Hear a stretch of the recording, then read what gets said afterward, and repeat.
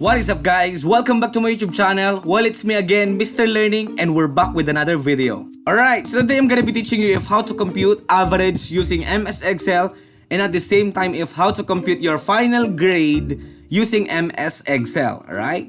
If you're having doubts with your grades, then you can easily compute your final average, right? For rankings and more. Okay, just to make verifications or clarifications. Alright? But of course, my dear friends, if this is your first time to visit my channel, don't forget to like, share, comment, and subscribe. In this channel, I'm always uploading video tutorials about computers and more.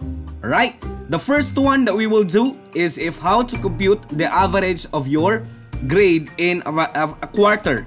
And the next one will be if how to compute your final grade in 4 quarters. In the Philippines, we have 4 quarters.